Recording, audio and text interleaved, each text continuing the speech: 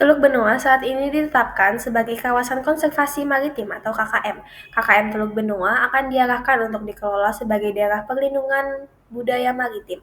Luas lahan Teluk Benoa yang akan dijadikan kawasan konservasi maritim tepatnya adalah 1.243,41 hektar. Peneliti Badan Riset dan Inovasi Nasional mewanti-wanti pembangunan infrastruktur di Teluk Benoa, Badung Selatan, Bali. Sebab, pembangunan infrastruktur seperti jembatan dan dermaga pelabuhan yang biasanya didahului dengan reklamasi berpotensi merusak ekosistem mangrove dan biota laut di sana. Mengapa? Dikarenakan reklamasi biasanya didahului oleh pengerukan. Pengerukan lahan akan menutup tumbuhan mangrove sehingga mangrove tersebut mati dan kehilangan habitatnya. Reklamasi juga meningkatkan kekeruhan air dan pencemaran yang diakibatkan oleh aktivitas rekonstruksi. Baik, perkenalkan nama saya Bianca Kana Agustin dengan NIM 24135111067. Di sini saya akan menjelaskan pengaruh pasang surut dan sungai pada salinitas di Teluk. Salinitas di Teluk sangat dipengaruhi oleh dua faktor utama, yaitu pasang surut air laut dan aliran sungai.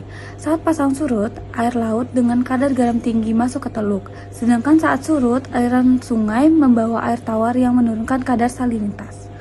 Perubahan ini menciptakan pencampuran air laut dan air tawar, yang penting untuk menjaga keseimbangan ekosistem. Mengetahui pola salinitas ini sangat penting karena berhubungan langsung dengan kesehatan ekosistem Teluk, mempengaruhi distribusi organisme, produktivitas perairan, serta keberlanjutan biota seperti ikan, udang, dan kepiting yang bergantung pada kondisi estuaria.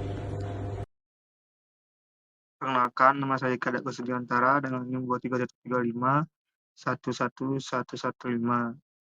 Ini saya akan menuliskan tentang instrumen STD. Instrumen STD adalah alat utama dalam penelitian laut untuk mengukur suhu, salinitas, dan kedalaman air secara bersamaan. Alat ini diturunkan ke dalam laut dengan kabel dari kapal. Lalu, sensor mencatat data dan mengirimkannya ke komputer. Alat yang digunakan adalah sensor konduktivitas digunakan untuk menghitung salinitas, sensor suhu mengukur temperatur, dan sensor tekanan menentukan kedalaman. Dengan cara ini, penelitian bisa mengetahui kondisi fisik laut secara detail dari permukaan hingga dasar. Penggunaan CTD sangat penting di perairan seperti Teluk Benoa karena mampu memberikan informasi tentang pencampuran air dan air tawar. Maksudnya saya air laut dan air tawar. Lalu stratifikasi suhu hingga kualitas lingkungan. Data ini membantu memahami dinamika perairan, memantau ekosistem, serta mendukung pengelolaan pesisir agar lebih berkelanjutan. Di wilayah lain di Indonesia juga menggunakan CTD efektif untuk mengabarkan kondisi perairan pesisir di setiap wilayah. Terima kasih. Halo semuanya, nama saya Mufasa Kalepriadi dengan NIM 24135111093. Di sini saya akan menjelaskan tentang instrumen ADCP atau yang bisa disebut dengan Acoustic Doppler Current Profiler. Jadi ADCP adalah alat oceanografi yang digunakan untuk mengukur kecepatan dan arah arus laut pada berbagai kedalaman. Prinsip kerjanya itu memanfaatkan efek Doppler, yaitu pergeseran frekuensi gelombang suara yang dipantulkan oleh partikel yang bergerak di dalam air dengan transducer yang diarahkan pada beberapa sudut. Ya, data utama yang dihasilkan berupa kecepatan dan arah arus serta profil arus secara vertikal. Selain itu, ADCP juga dapat memberikan informasi tambahan tentang intensitas pantulan akustik yang berkaitan dengan jumlah partikel tersuspensi. Di Teluk Benoa, data arus ini sangat penting untuk memahami penyebaran sedimen dan polutan. Arus berfungsi sebagai pengendali utama pergerakan massa air sehingga menentukan lokasi pengendapan sedimen maupun penyebaran limbah cair, minyak, dan mikroplastik. Dengan demikian, hasil pengukuran arus menggunakan ADCP dapat mendukung upaya pengelolaan lingkungan dan perencanaan pembangunan berkelanjutan di kawasan Teluk Benoa. Terima kasih. Selanjutnya, perkenalkan saya Satria Deasta dengan NIM 24135111075. Ya, di sini saya akan menjelaskan tentang instrumen Niskin Battle. Niskin Battle adalah alat yang digunakan untuk mengambil sampel air laut atau danau pada kedalaman tertentu tanpa tercampur oleh air dari lapisan lain.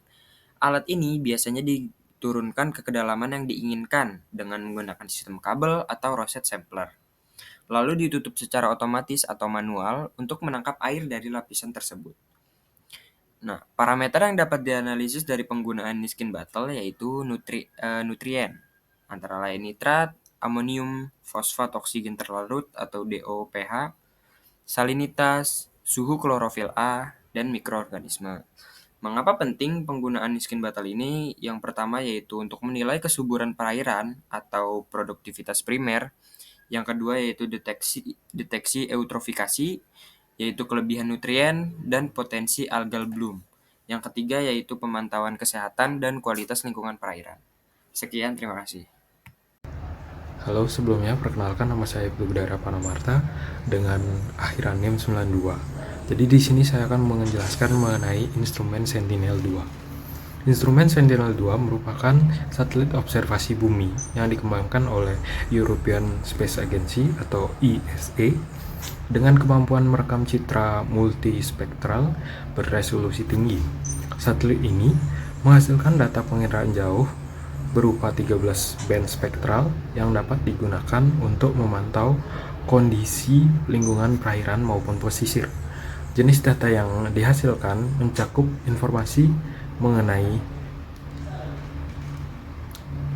konsentrasi klorofil A sebagai indikator produktivitas primer, tingkat kekeruhan air, serta sebaran spasial fitoplankton, dan kualitas perairan secara umum. Selain itu, citra Sentinel-2 juga bermanfaat untuk memetakan kondisi ekosistem pesisir seperti mangrove dan terumbu karang, sehingga sangat relevan untuk kajian ekologis seperti contohnya di Teluk Benua. Terima kasih. Sebelumnya perkenalkan, nama saya Nimade Sandrina Dwi Suryaningsih dengan NIM 24 135111043. Pada kesempatan saya kali ini, saya akan menjelaskan mengenai data suhu Teluk Benoa.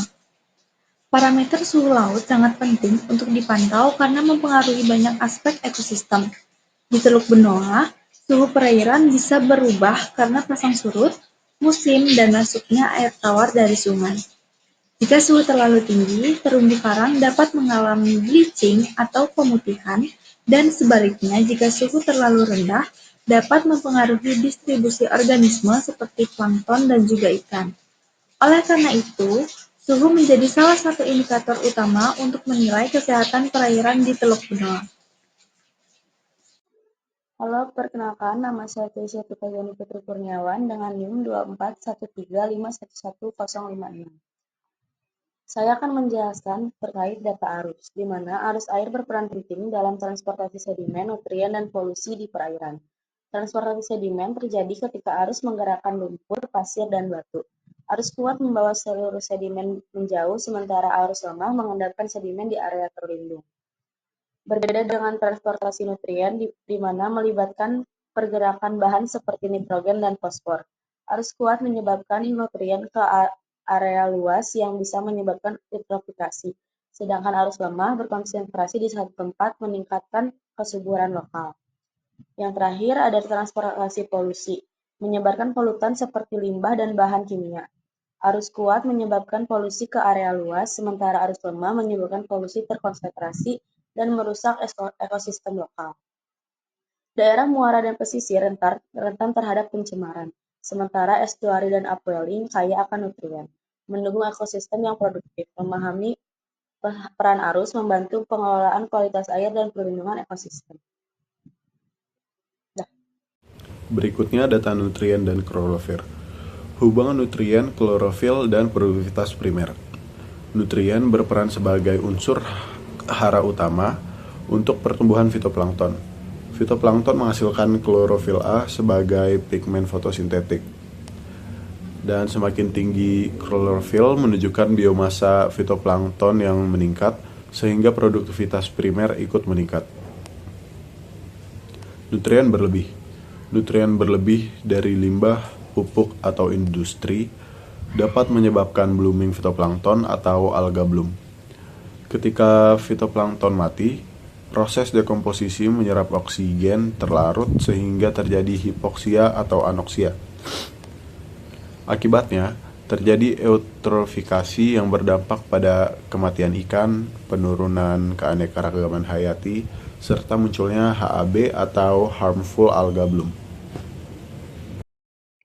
Halo, perkenalkan nama saya Radinka Adelio Purba dengan NIM 24135111068.